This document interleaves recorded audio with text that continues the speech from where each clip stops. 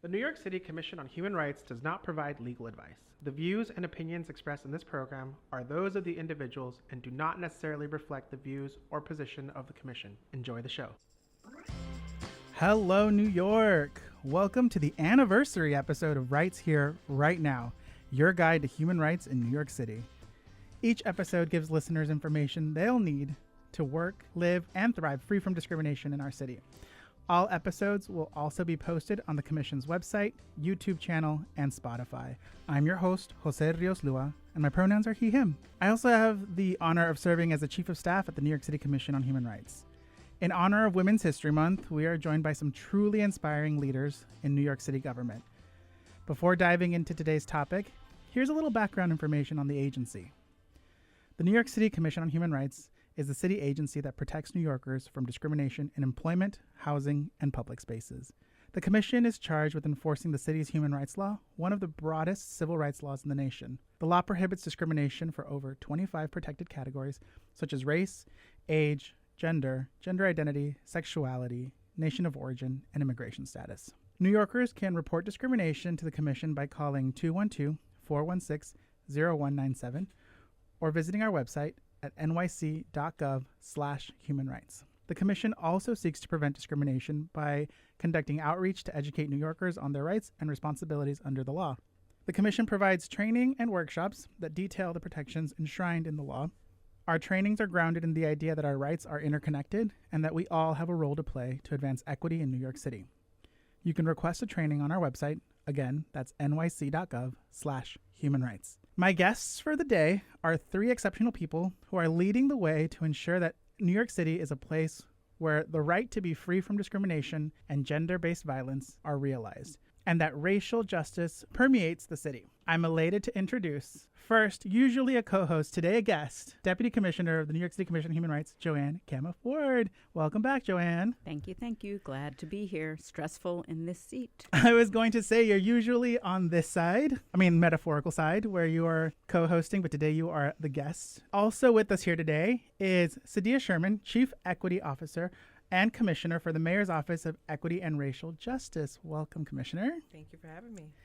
And also Saloni, Sethi, who's Commissioner for the Mayor's Office to End Domestic and Gender-Based Violence. Welcome. Thanks so much. Glad to be here. Thank you for being here today. We are going to talk about how your agencies serve New Yorkers, as well as on a more personal level, how you got to where you are today. But one of the ways we like to start every episode when we have guests on is to ask a very important question. What is your favorite thing to do in New York? I think I have a list of favorite things to do. I love summer in New York. I, love the summer streets, Soul Summit, the festival at BAM. I used to go to the Spike Lee block party. New York is a really fun, vibrant place during the city. I also love water, so I love the beaches. I'm a big fan of Orchard Beach, and it's closest to me. I live in Harlem, and I also love to go out to the Rockaways. So New York in the summer, I like to do all the things. Saloni? Yeah, I was going to say the same thing. It's really, the beach for me is my favorite thing to do during the summer, and I'm definitely like a Rockaway Tilden person. I do tend to be kind of a homebody, so this is a hard question for me. So I do think, the other thing I'll share is I also love that, I've been in New York for 25 years. I'm not a lifelong New Yorker, but everywhere I've lived, it's like my life can exist in a 10-block radius. And I love that about the city, and I love having, friends in the neighborhood who come over and places we go together, and, raising a kid here, people's houses that he can walk to, all of that is really, really great. JoAnn, any new thing you like to do in New York? I do have something new, and it's aligned with what Commissioner Sherman was saying. Summertime brings Celebrate Brooklyn, which is a concert series in Prospect Park, and just feels super festive, and you can come out and be in the park under the trees and hear great music. There is something about spring and summer in New York City where it just feels good to be in the city. So thank you for sharing your favorite thing to do in New York City. So as I mentioned, today is the Women's History Month episode, and Women's History Month is all about celebrating the powerful contributions of women throughout history and recognizing the journey is ongoing. And to start off, can each of you share with our listeners a little bit about your role in government today and what inspired you to get involved in public service? And Commissioner Sherman, I'll start with you. Sure. So I'm New York City's Chief Equity Officer and Commissioner of the Mayor's Office of Equity and Racial Justice. We're the new kid on the block in city government. We're a brand new office that was created by the people of New York who went to the polls in 2022 and voted to establish an Office of Racial Equity that is really focused on making sure equity and racial justice are at the heart of the city.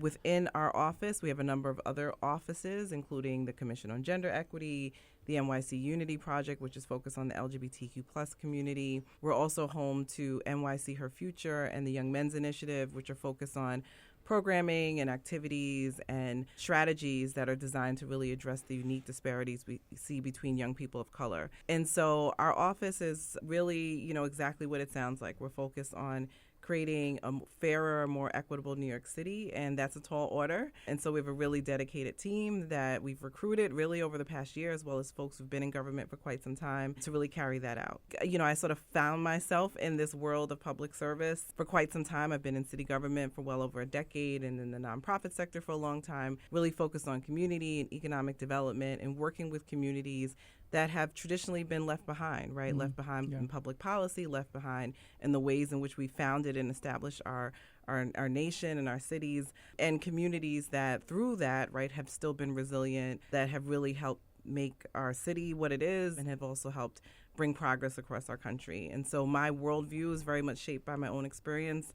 I'm born and raised in New York City. I'm a longtime Harlem resident, but I grew up in Staten Island. I grew up in a neighborhood, working class community, largely of color in the 80s, right, at a time where our city was dealing with many struggles. And, my parents, and particularly my mom, had lots of tenacity and really navigated New York City so I can have opportunity. And so my worldview has been shaped by that. I recognize that while I had access to resources and opportunity, it was really because my parents hustled to make sure that happened, and it shouldn't be that way for everyone. And so our vision and the vision that I carry in this work is really making sure that all New Yorkers have unburdened access to resources and that people are able to take advantage of everything that our city has to offer. I love that.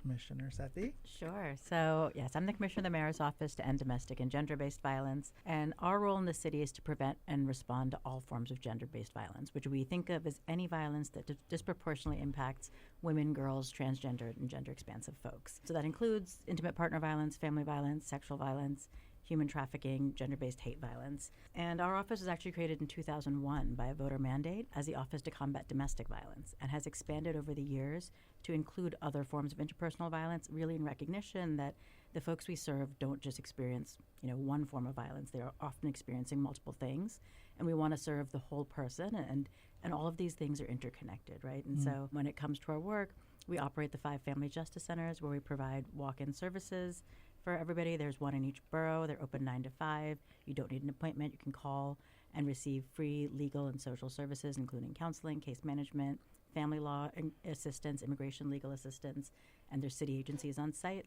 like HRA for public assistance, NYPD to take police reports, but criminal justice involvement is not a requirement. So that's a huge resource I want to highlight for anybody that's impacted by domestic and gender-based violence. That's available to everybody.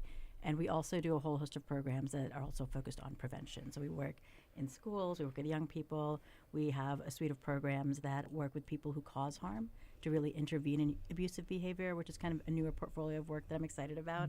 We're not going to get ourselves out of these patterns of violence by just having people that have experienced abuse try and share the burden of making all the changes in their lives. We really need to figure out how to hold people who use abuse and who cause harm accountable. And then how I got here, I think, for me, I didn't start in public service. I'm an immigrant. I was born in India, moved here, and they say that's relevant because when I was an undergrad, it was very much like these are the things that you can study. So I majored in math and economics. I moved to New York City working in finance, and was in finance for a few years, then worked in fashion for a few years. After that, almost a decade in fashion here, which is great. And then in my early 30s was sort of like, I have another 30 years of career. What am I going to do with my life? What's going to give me meaning? And so I went back and got my master's in social work, really with the idea that the most meaningful thing that I could do with my time is to engage with other people and have those in the moment interactions to really make change in the moment, and kind of went into public service that way, first a nonprofit, and chose domestic violence because I grew up in domestic violence. So that was always something that I knew I wanted to do. I grew up in that and was an issue I cared about, and so kind of gravitated towards that first on the nonprofit side, the direct service side, and then at the city level. I've been with the city for 8 years now. I don't know if I expected to be there that long when I first started. The first 6 months I was like, I'm not going to make it, but 8 years later, here I am, and I think there's nothing like it if you can figure out how to work in a place like New York City where it's so complex, there's so many moving parts and so many relationships you have to maintain, and you can also sort of have impact, on the local level. So There's a public service bug for sure, where like a lot of us come to public service and we're like, I'm only going to be there for a year or two. Yeah. And then you start seeing how the work that you do has a real impact on people. And I think that keeps a lot of us still going, right? Yeah. No, and sometimes it takes a long time to figure out how to move a thing. But when you can figure out how to move the thing, then like it's there's nothing like it. By 2 years, you're just figuring out how government actually works. JoAnn, we talk a lot about the commission in our work, but what brought you to this work? I'm the new kid on the block. So I've been in government for going on year 4. I went to law school originally because I really had closely studied the civil rights movement and understood law as one, and maybe we can get into this later, one small tool of social change that really was often on the back end of social movements. What was the tool for accountability when people's rights were violated? So I studied a lot about U.S. history due to some really great teachers in my elementary school, which I will say was super segregated. Also was introduced to similar struggles in all different parts of the world. So really understood like law and policy as a tool that could be helpful, but also one that could be divisive. So my legal career was really thinking about how do we address those inequities. And so I went to law school and I thought, I want to do international human rights work. And I have a lot of loans. So I went into the private sector, and there international law really meant doing arbitration and financial work. But I was able to work with pro bono clients on the side. And so ultimately, when I was able to transition to the nonprofit sector, thinking about specifically housing in New York City, which is a huge part of the work that the commission does and a huge focus for government at present. And I think almost all New Yorkers have concerns about housing and housing affordability for sure. And really with both of those jobs and ultimately in academia, government was always the target of the advocacy I was doing. So here's something the government can do to make this law better. Here's something the government can do to improve services. And at a certain point, I think when you're saying this is the entity that holds all the power, thinking about how can I go into that space and contribute a little bit to maybe how we advance some of the human rights and civil rights causes that I'd been thinking about. I wonder if you could share a little bit about if there are any particular people or leaders in your life that have inspired you to continue to move forward. And I will say, the question says leaders, but I say people because I think sometimes there are leaders in our life that people don't position as leaders. I think of my mom in a lot of things, and we're like, to most people, like my mom is not someone with a huge position, whatever, but she had like a massive impact in my life, and just seeing her like survive and seeing her push forward and like figuring out how to put food on the table as a single mother of 2, like that is like formative leadership in people's lives. So I wonder if there are people in your lives that still guide your choices today and kind of pivot you to be where you are today. It's funny because when I was thinking about this question, I obviously thought of my mom too, right? And that's the first person that comes to mind. And I think in some ways, you know, when I think about my mom and her life, it's like one of the things, even when I was young, that I remember thinking about her is how much change she'd experienced and how she was one of the people that I knew who grew up in one of the smallest places. She's from a mountain village in the Himalayas, right? And grew up in India. My parents moved here in their 30s. In the 80s, when distance was much bigger, right? They're the only people from their families that left India of their generation. And so all of that isolation for her, from like where she grew up in like a 2-bedroom house in the mountains with like getting water from the well, to like being in a city, to raising a kid like me who was a teenager here, right? And I always thought like that could make her really judgmental of me, but it never did. She was always like, I have no idea what you're going through because I have no context for it. I have no context for where you're growing up. And I'm your mom, and I'm here for you. And I think that was such an important lesson in how you could take difference and not make it separate you from somebody, and not make you sort of dig into like, this is the way I knew it, I don't understand. You can say, I don't understand, and I'm still here, and I still care. And I thought that's something that always really stuck with me. And then the other thing, I'll say is I think I've learned a lot from the people that I've gotten to work with as my supervisors. I think that's the other thing I think about all the time when I think about this question is I'm always watching the people that I report to. My former commissioner, who's amazing and incredible. I have a few former supervisors, similarly, where I'm just like, okay, here's a lesson I learned from you. Here's I like the way they did that. Maybe didn't like the way they did that. I would do that differently, but always thinking about that way when I think about leadership and sort of who inspires me to kind of lead in that way. You don't have to know someone's experience or have walked in their path to have empathy. Yeah. That is like a theme that is very intertwined in all of our agencies. You don't have to have lived that to be able to know it. Yeah. Or be there. Yeah. Commissioner Sherman? I'm going to say my mom as well. My mom is deceased. She passed away when I was in my late 20s. She was a woman of incredible character. She taught me how to be a good friend. She taught me that there was a world that's possible. You know, I grew up in a house with like Black history posters on the wall. My mother made sure that I really understood the community around me, that I had like a sense of place, but also almost like a sense of righteousness, right? Mm-hmm. Like that my time in this world was to contribute and to try to make things better for myself and for those around me. To this day, like I can be out in my old neighborhood and there are people who I don't even know and they're like, hey, are you Jeannie's baby? And I'm like, I'm her baby, yes.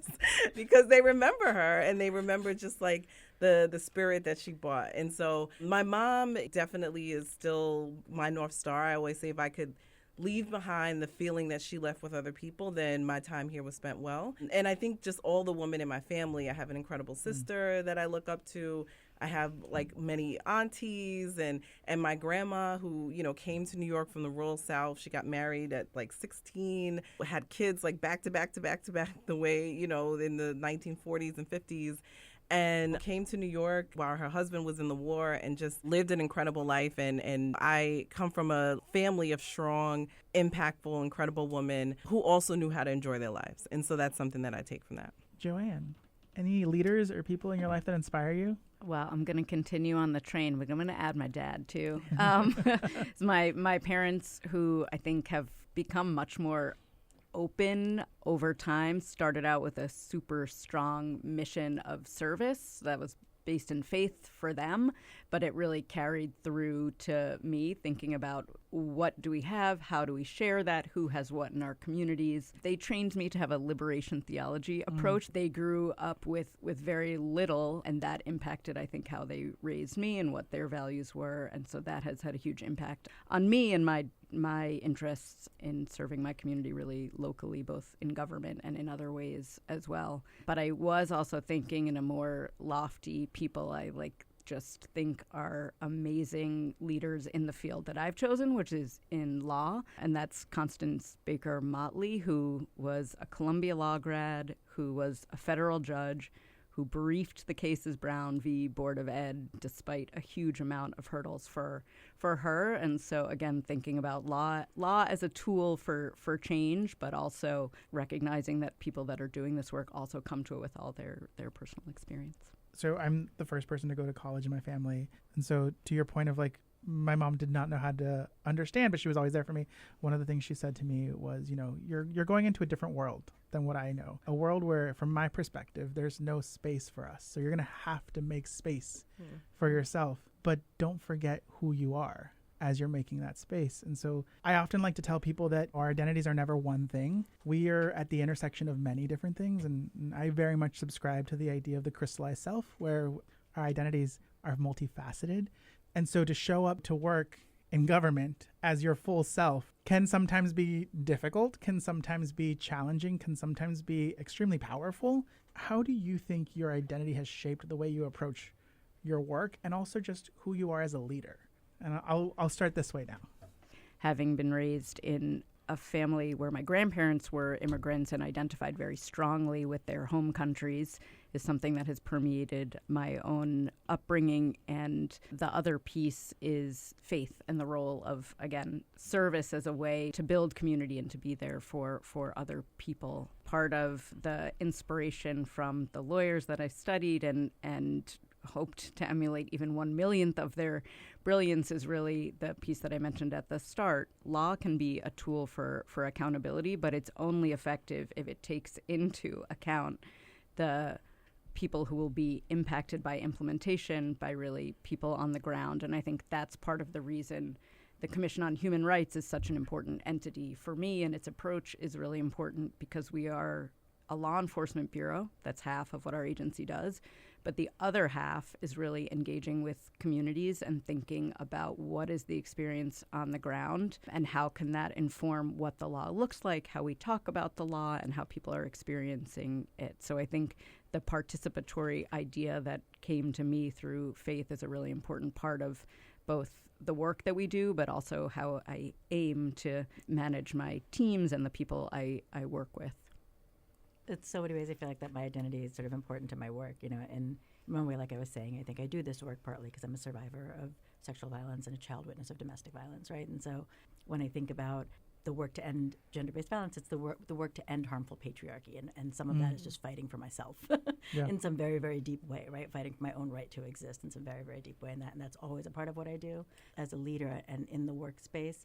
Is really about showing up authentically and being able to model that for other people, because if you do that, you then give them space to do the same thing. You know, I'm a single parent. There's times when I could hide that fact from people, or I could say, hey, these are my limitations sometimes. It's just me and my kid, and sometimes I'm going to go home and I'm going to show up for my kid in the way that I need to, or sometimes I can't take an 8 a.m. meeting because there's nobody else to get him to school, right? And so I think even those pieces of like authentically sharing the struggles in your life, and in our work, again, the work is hard, it can be very heavy, and so the other thing I think is really important is making sure to bring a sense of humor and joy to the work. Like, the work is hard, but it's also good. And so how do I bring that when I talk to folks in the office, or when I, you know, help them go through situations that are difficult? How do I kind of make sure we're always highlighting that? And I think that's sort of another part of bringing your identity and self into the work.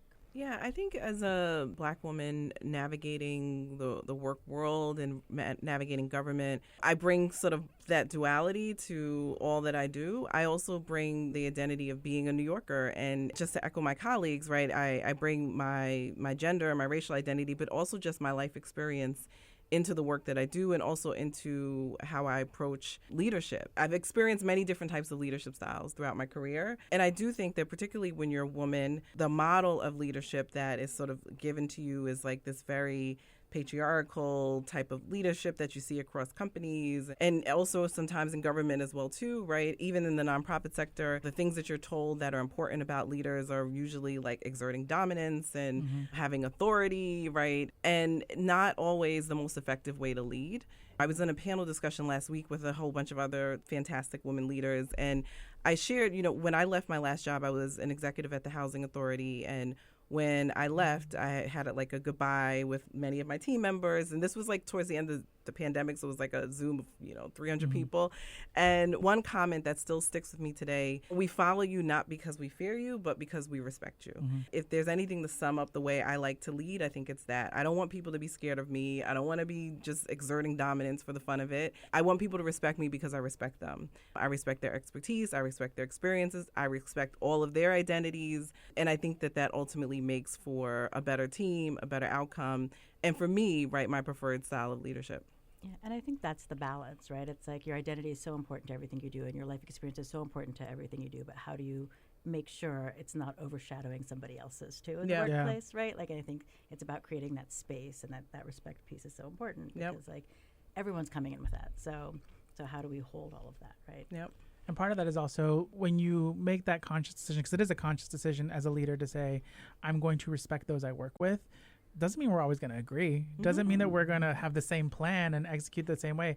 But we're going to respect each other enough to work together, to understand when we have to move forward. We all remember maybe having like that nightmare boss where you're like, I just don't want to be like them. And having that be like a North Star for leadership, I think is such an important thing for people who aspire to be leaders to think about.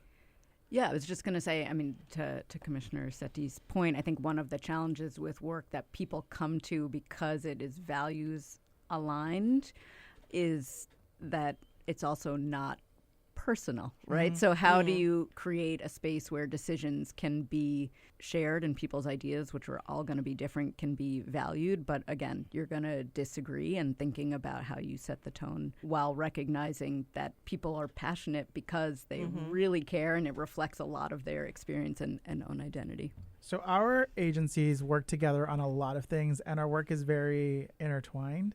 And so I'm interested to see from your perspectives, from the different agencies, what are some of the most pressing challenges facing New Yorkers today, as well as maybe the next generation of New Yorkers? For our agency, it's been a big issue to tell people that our law has not changed, that people still have the same protections under discrimination. Is that similar to what you're thinking as one of the most pressing challenges today?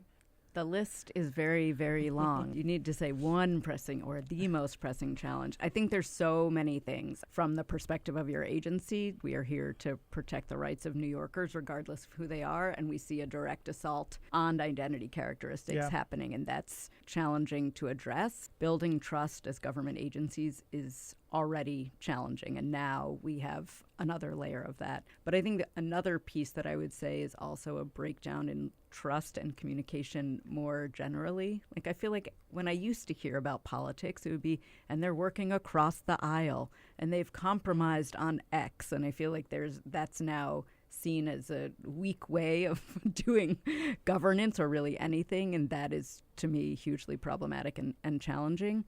Some of the ways our agencies work to address those things are, A, showing up in communities, right? Like NGBV, we have offices in every borough, and our community relations staff is really charged with building community relationships so that people know who we are, not when they're at their most vulnerable moment when they've experienced discrimination, but before that, they know that we are there trying to foster dialogue and build community, and that seems essential. And I think we could say the same about some of the racial equity planning that city agencies are engaging in now. It's how are we thinking about these things holistically to make New York better for everybody? I will also say economic inequality. You can't dance around that being just a huge challenge for everyone globally, but in New York City as well. Wealth is off the charts, but poverty is also off the charts. And so thinking about how do you meet the needs and bring people together? And I think some of the ways our law does that is by identifying sources of ongoing discrimination that are really based on socioeconomic status in some ways, not asking about salary history in a job interview, because salary history is what has kept many people at a lower salary range than others. Addressing source of income discrimination in housing, because we all know that housing and stability are key to other elements of your life. So trying to think holistically while looking at some of these major challenges. But we definitely won't do it alone, which is why I'm really glad there's such amazing leaders in New York City government. Absolutely. Yeah, no, I totally agree with that, JoAnn, especially on, the sort of economic inequality and poverty piece, right? In some ways, I feel like it's like poverty is the drain that everything else swirls around. Yeah. And unless you can sort of address that poverty, then you don't always have the options that you need, especially when it comes to issues like intimate partner violence or family violence, right? Without that, your options are very limited. So I think that's a huge one for us all to think about. And sort of going with that, I think really making the choice to invest in the social safety net. Like New York City has been such a great place with such a strong safety net for such a long time. And I think it's going to come to a point where we decide whether that's still who we are and who we want to be, because it's not going to be as easy as it once was, and there's going to be some hard choices to make, right? And so I think future generations, like, that's something they're going to have to think about and grapple with and say, is this worth it? I would say yes. What's been really, really challenging is that we have a violence problem. Yeah. Not only is it just the violence itself, we're in a place where all of a sudden we are promoting people for using violence, for harming others, for speaking in certain ways that deny somebody's identity, deny their humanity. And I think when we think about our work, it's like, that's so complicated, right? How do you tell a survivor of sexual assault that it's not their fault and they're okay when there's people that are out there that are celebrated and promoted for, even having committed sexual assault, right? So I think that becomes really complicated for us when we live in this society, to really keeping like, there's a reason we do need to do better, right, when nobody else is doing better. Yeah. And then the other thing I think about a lot, too, is some of our prevention work is really focused on healthy relationships and conflict resolution and how to say no, how to hear no. That work is more important than ever, right? How do we really, really give people the tools that they need to build those healthy relationship skills so we don't end up sort of in some of these situations that we are in now. That is a truly underestimated need for people, is to learn how to say no and how to hear no. Yeah. So before coming to CCHR, I worked at DOE and worked closely with District 75, and accepting no is something that we teach kids, and we should be teaching adults now. You have to understand that it's okay that someone says no.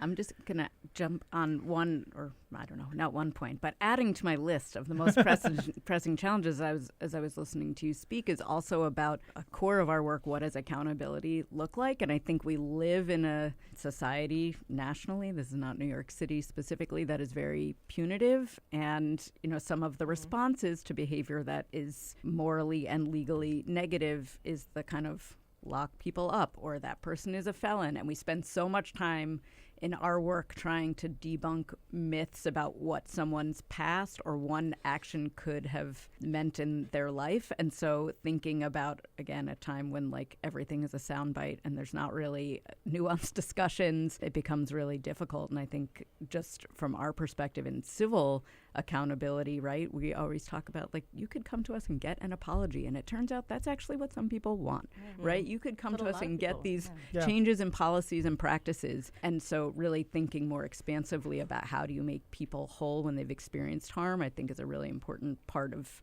government, but also what advocates are talking about as well. There's a big part of people where they just want someone to acknowledge that they have wronged them. For so many people, there's the gaslighting that continues to happen of like, no, I did not treat you wrong. No, I did not discriminate against you. No, I didn't abuse you. And so negating that fact just continues the trauma, continues the cycle of trauma. So just acknowledging the fact is part of the healing process for somebody. Commissioner Sherman, what are you seeing in the world of equity and racial justice as the most pressing issues today or tomorrow? So just to go back to my earlier point, I mentioned that our office was established in 2022 election. And if you think about that time and the 2 years or so leading up to it, right, our city was going through the COVID pandemic, which was disproportionately impacting communities of color. We were all experiencing the murder of George Floyd and the reaction to that, right? There was a call to racial justice, not just in New York, but nationally. And, it felt like as a country, as a city, we had reached an inflection point, right, where the systems of the past would no longer do, right? And people were not invested in, sticking with the ways in which we've always done business, but really getting to the root cause of the inequity that we all experience and making a really strong structural change. And so that is the charge that our office has. And I recognize that we're implementing that work at a very different time, even just 2 or 3 years later. When I came into this work, into this role, I envisioned the work being forward-looking. How are we expanding further? How are we, creating more rights, more protections, more expansions of opportunity? And I realize it's a combination of that, but also how do we protect what we have?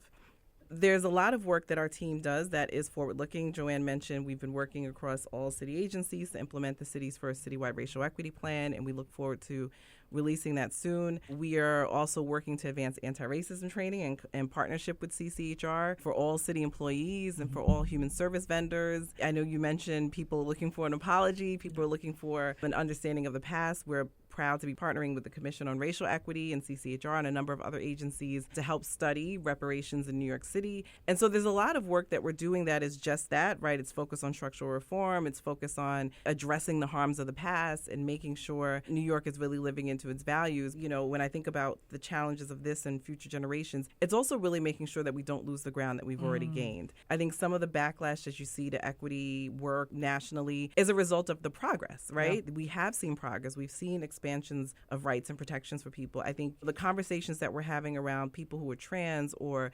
non-binary or gender non-conforming, just even in the past 5 or 6 years, right, are far more evolved than they were before. And so I think that part of what we're experiencing is a backlash to that progress. Yeah. So it's even more important that we do this work. It's even more important that we make sure people understand this work. And I think it's important that future generations really also understand how we're all interconnected. If we are, seeing attacks on the trans community, for instance, right, that is an attack against us all. Understanding that interconnection is critical. And it has been what has carried us as a country, right? It's been what has always helped move this country closer and closer to its democratic ideals, is that people have understood that when the least of us are protected, right, we all then are protected. And so making sure that future generations carry that forth, I think, will be important. And also that future generations understand the importance of vigilance. I am the first generation in my family born with civil rights, right? This is one generation in, and we're already fighting for them again. And so I think just even understanding the importance of that vigilance, that the multiracial democracy that we want, is something that we're always constantly working towards. Even when things are getting better, right, it's up to us all to keep them moving even further. There are a couple of really powerful things you just said that resonated in my mind. And one of those things is that constant reminder that to anyone who has benefited from systemic oppression, equality feels like oppression to them, right? And so re-educating people that equity is not oppressing you. It is really leveling the playing field for everyone else who has been oppressed to give you the benefit of where you are now. And so when you look at it from that perspective, it explains a lot of when you run into opposition, why you're running into that opposition. But then I also wanted to say thank you for bringing in the topic of transgender and gender nonconforming folks, because today is Trans Day of Visibility, a day that we celebrate the intersecting identities of folks. I was listening to an interview from Laverne Cox a couple of weeks ago where she was talking about how the trans agenda is very simple. Trans people just want to live. That just hit me so hard in the heart. I'm just like, yeah, that is the agenda, right? And that should be the agenda for anyone, to just be able to live authentically themselves. And in every one of these agencies, you all are doing your part to make sure that that's possible, right? To protect folks from gender-based violence, to protect folks from discrimination based on gender or gender identity. And so I wanted to lift that piece up. I also think, as you're talking, I think everyone just wants to live, right? In some ways, everyone just wants the right to live. And I think it goes kind of back to the conversation we were having a little bit about leadership, right? In some ways where it's like, I don't know why somebody's ability to succeed takes away from yours. Yeah. Right? And when you're talking about equity and why some folks feel like equity is taken away from them, I fundamentally don't understand what you're so scared of losing just by seeing somebody else succeed. There's room for everybody. There's room for everybody. There has to be. Yeah. Because we're here. We get this question all the time, like, oh, you're the Human Rights Agency. And then I start down the road of what is anti-discrimination law and civil rights in the United States and how that differs from international human rights.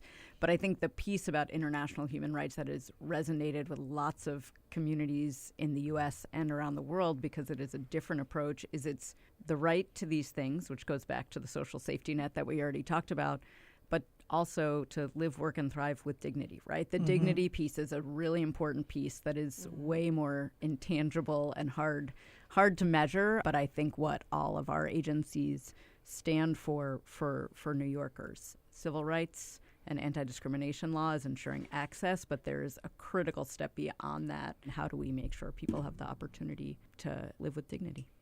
I want to close out with a little bit of inspiration, I guess. Maybe if you could share one of your proudest achievements or moments in your career thus far. And Commissioner, I'll start with you.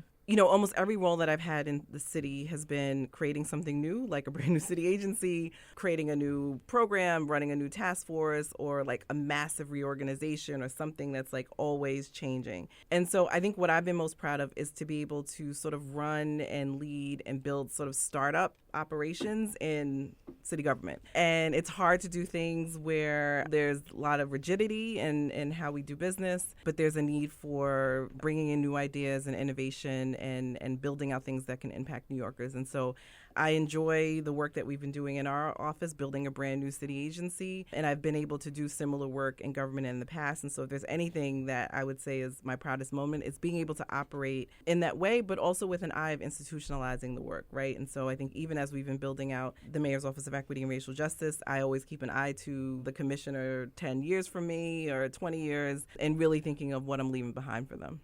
Yeah, I think, similarly, it's hard to pick out sort of one thing, but one thing I think about that I'm really proud of overall is that, as I've navigated my career, it's the relationships that I've built and the people that I've brought with me that I think I'm most excited about, right? Because I think I've been in a position where most folks have seen me kind of take a step and take another step, and then I've also had the opportunity to manage folks and help them navigate their own steps. And now I've been with folks for 15 years. We're in completely different roles. We still figure out how to work together. And I think that's really something I'm super proud of.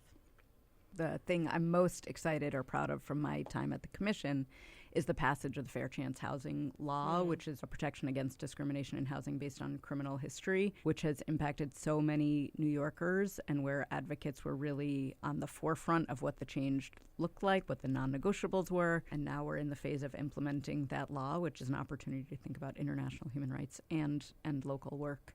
But I will also say, I have to say my children, because if I don't say that, they're going to get mad. Well, thank you all so much for joining and for sharing your insights and experience. As a final question, what gives you hope in these difficult times? So I think one thing that I think about in our work all the time, it's like everyone's like, oh, you work with folks that are experiencing violence, it must be so depressing. And I'm like, it's actually not, because you get to see people overcome things all the time. And I think that's such a hopeful thing to see somebody, kind of get through an experience, move through an experience of trauma, go from a place of like, we have a group of survivor leaders that informs the work of our office, many of whom received services, right? And so working with them and kind of seeing them make that turn of taking their story and then making meaning out of it is always something that I think gives us so much hope. And I also have to say my 11-year-old too. It gives me a lot of hope because they're hilarious and kooky and have lots of great ideas for how to fix the world. I would say that young people give me hope whenever I get to be in a room with young people. And we have some offices that are focused on young people. I always leave the room inspired. And also just reflecting on the past, right? This is a challenging time, but it's not the first. It's not the last. My mom grew up in New York City. My dad grew up in the Mid-Atlantic, right? Like they all had a very different experience growing up in this country as Black people. And our country sort of ebbs and flows through times. And this too shall pass. And especially in New York City and being in New York City government, right? I was here during Sandy. I was here during COVID, right? I also know what public servants are capable of. I've seen it firsthand and I'm grateful for it. And so I also, what gives me hope is the people on our team, the people that I work with every day, shoulder and shoulder in city government who are so dedicated and who can move mountains. Yeah, I think just building on that, what I was thinking about was what Commissioner Sherman was saying earlier. There's backlash because of progress. So every time you take 2 steps forward, there's a little bit, I'm going to say, of a mini dance backwards. But I truly believe, and I think you can't do this work if you don't, that progress and forward momentum and making the tent bigger so that there's more of a sense of we are in it together is what ultimately wins. It's not easy and it's definitely not a straight line, but I do think that is where we are going. And I think just as we talked about earlier, some of the conversations about what discrimination looks like, who's impacted, why it's important have evolved in such significant ways that it's really a different conversation now. And that gives me hope. Well, thank you again. Your work is truly shaping the future of New York City, and I really appreciate you all making the time. And thank you to all of our listeners for tuning in. And we look forward to joining you next month for a conversation on how art and collaboration with artists can be a tool for tackling discrimination. If you've experienced or witnessed discrimination, contact the Commission to report it. You can report discrimination online at nyc.gov/human rights or by calling us at 212-416-0197. Remember, we all must work together to create a city where New Yorkers can live, work, and thrive free from discrimination. See you next time.